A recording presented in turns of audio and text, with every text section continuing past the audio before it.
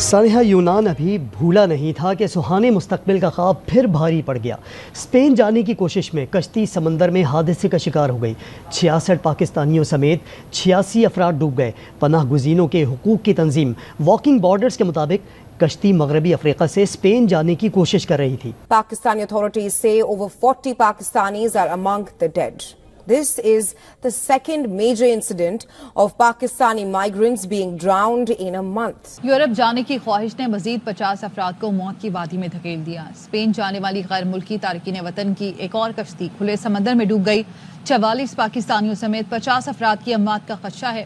Writers نے تارکین وطن کے حقوق کے گروپ واکنگ بارڈرز کے حوالے سے بتایا، تارکین وطن کی کشتی ماریتانیا سے اسپین جا رہی تھی۔ مراکش کے حکام کا کہنا ہے ڈوبنے والی کشتی میں سوار 36 افراد کو بچا لیا گیا۔ رائٹرز کے مطابق کشتی میں 66 پاکستانیوں سمیت 86 تارکین وطن سوار تھے۔ یہ تو جو کشتیوں پہ جاتے ہیں ان کا تو مجھے نہیں پتا۔ میں نے کئی پاکستانیوں کی داستانیں یورپ میں سنی ہیں۔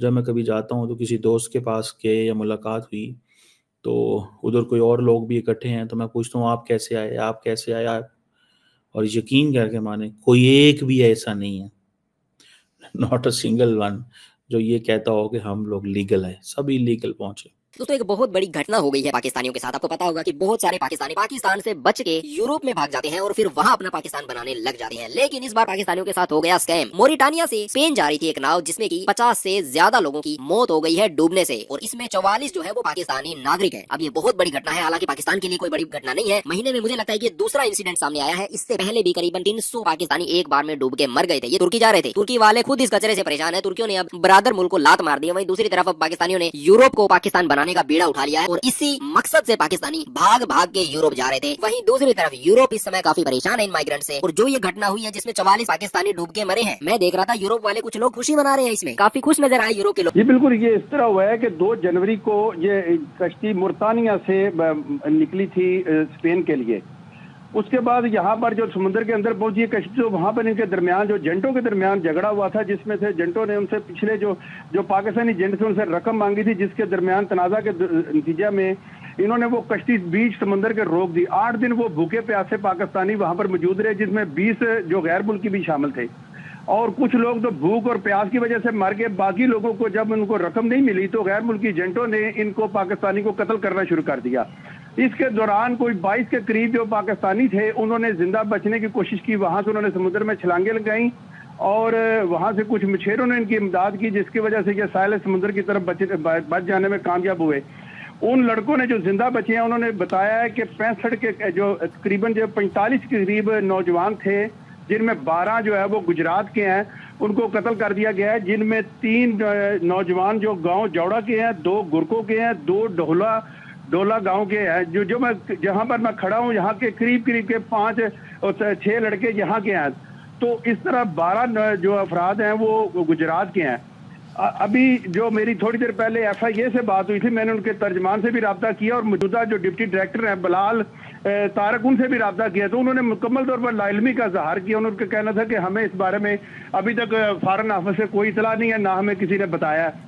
اور مسئلہ یہ ہے کہ ابھی تک یہ جو صورتحال ہے گجرات کی، جہاں پر جو اموات ہوتی ہے، ایجنٹ جو کھلے عام لوگوں کو لے کے جاتے ہیں اور ان کو جو سبز باغ دکھاتے ہیں کہ جی آپ کو ہم بذریعہ جہاز لے کے جائیں گے، بڑے اچھے طریقے سے لے کے جائیں گے، لیکن وہاں پر جا کے تو یہ ان کو سمندری طوفانوں کے سمندری جو ایجنٹوں کے سپرد کرتے ہیں، اور یہ تیسرا چوتھا آتا ہے جو گجرات میں اس پر رونما ہو چکا ہے۔ یہ تو جو کشتیوں پہ جاتے ہیں ان کا تو مجھے نہیں پتا۔ میں نے کئی پاکستانیوں کی داستانیں یورپ میں سنی ہیں۔ جب میں کبھی جاتا ہوں تو کسی دوست کے پاس گئے یا ملاقات ہوئی تو ادھر کوئی اور لوگ بھی اکٹھے ہیں تو میں پوچھتا ہوں آپ کیسے آئے، آپ کیسے آئے، اور یقین کر کے مانے کوئی ایک بھی ایسا نہیں ہے، ناٹ اے سنگل ون، جو یہ کہتا ہو کہ ہم لوگ لیگل ہیں۔ سب لیگل پہنچے۔ میجورٹی لیگل ہوتی ہے، 80%، 90%، کوئی 10-15% ہو سکتا ہے لیگل ہوں۔ وہی ہمارے دوست جو جابس کے چکر میں جاتے ہیں، یونیورسٹیاں جن کو لیتی ہیں، وہ تو ٹھیک ہے، باقی سارے کے سارے اللیگل ہوتے ہیں۔ تو ہماری تو انکوائری پہلے ہی شروع نہیں ہوئی تھی کہ اللیگل لوگ کیسے لوگوں کو کیا جا رہا ہے۔ کیا شرمندگی کی بات ہو،